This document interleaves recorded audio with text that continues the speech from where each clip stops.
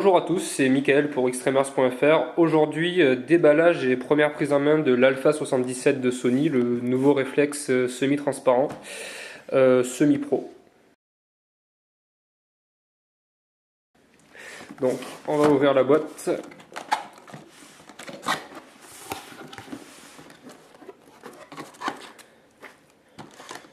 Donc ça c'est la carte SD, le filtre, une batterie supplémentaire. Donc on a un bon stock de modes d'emploi, donc en français, en toutes les langues. Le CD avec les applications fournies par Sony. Hop. Et enfin, dessous, on a le boîtier, l'objectif et les câbles. Donc on va sortir tout ça.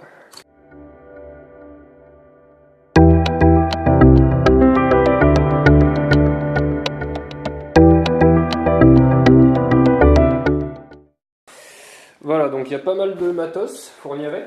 Donc on va déballer les plastiques. Alors on a le boîtier, donc le boîtier qui est assez gros. On va pouvoir le comparer avec un Alpha 200. Donc hop,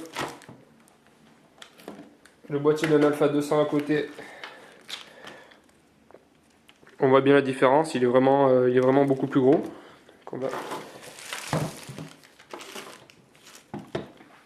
Donc le boîtier est entièrement étanche, il a un bon grip, il aura une bonne prise en main normalement.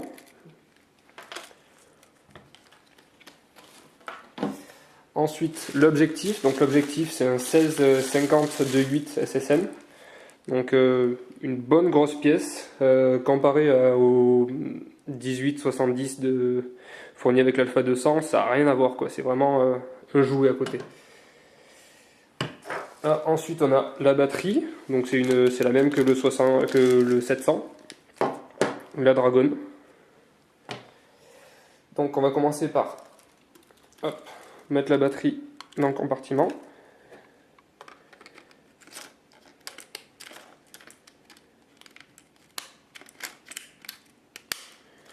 Voilà. Et on va le démarrer.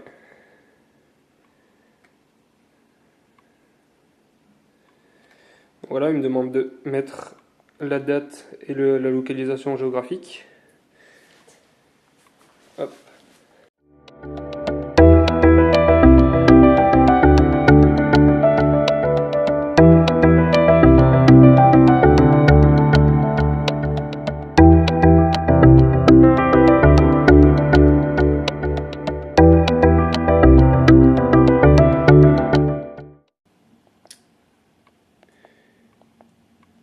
Il faut vraiment s'habituer au joystick parce qu'il est hyper sensible.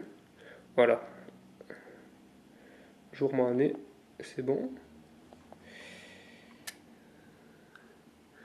Voilà, donc premier démarrage, il y en a partout sur l'écran, il y a plein de choses. Donc ça c'est l'écran de base. Je sais pas si on voit super bien la caméra. On va rentrer dans les menus. Donc les menus sont beaucoup plus complets que ceux de l'Alpha 200. Donc on peut régler tout ce qui est enregistrement vidéo, il y a le réglage de l'écran, de l'éclairage. On n'a pas demandé la langue, donc on va essayer de la trouver.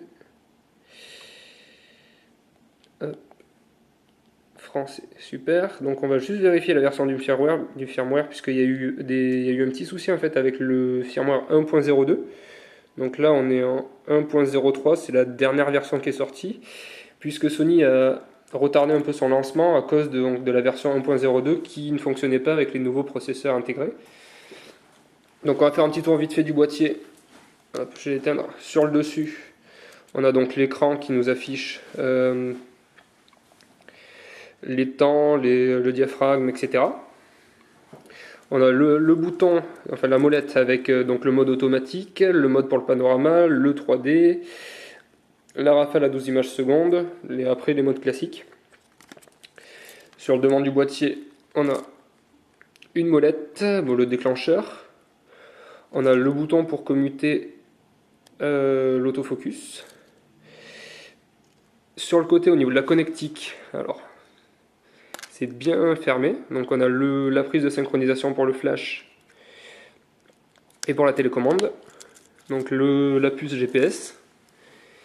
Le câble d'alimentation séparé, qui semble être le même que sur tous les alphas. Si on souhaite brancher un micro supplémentaire, voilà, une prise jack. Et enfin, le connecteur HDMI et USB. De l'autre côté de l'appareil, on a le lecteur de carte, donc carte SD ou Memory Stick Pro. Donc moi je suis parti sur une SD 24 Go, normalement haute vitesse, donc voilà. Et sur le dessus, l'emplacement pour la griffe flash, donc la griffe flash Sony. Donc on va monter tout ça avec l'objectif et je reviens dans quelques minutes.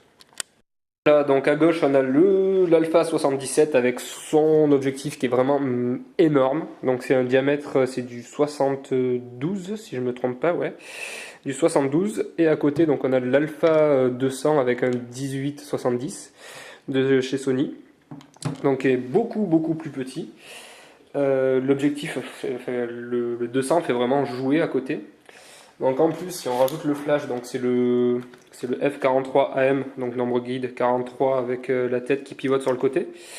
Technologie vraiment sympa pour faire du portrait. Donc si on la rajoute par-dessus, hop, je vous laisse imaginer la taille du... Voilà, ça en impose quand même beaucoup, quoi.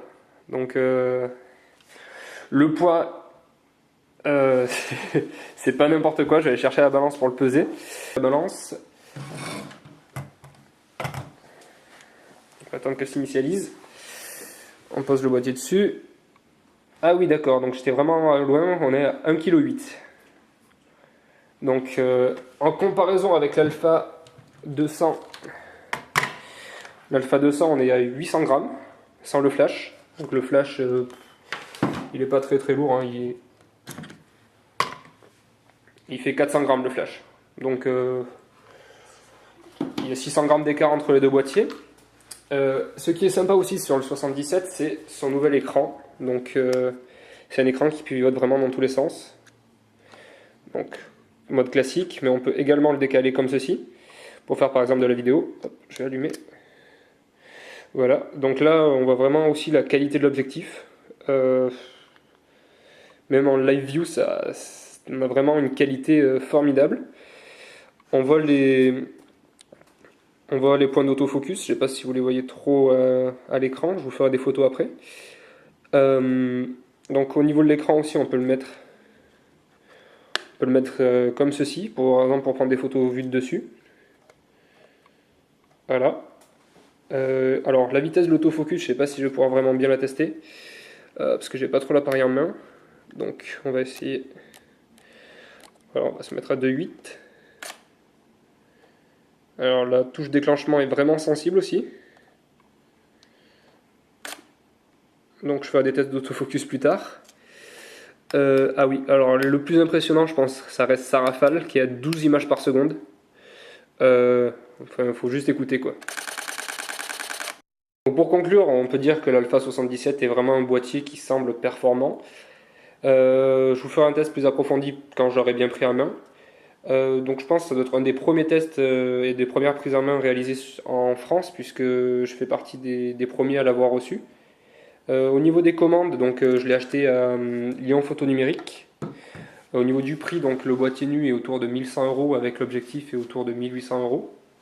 Donc c'est un investissement, mais je pense qu'il rivalise avec les Nikon D300 et autres Canon. Et à très bientôt pour un nouveau podcast, pour un test plus approfondi, pour le test du flash et du grip quand je l'aurai reçu. Bonne soirée!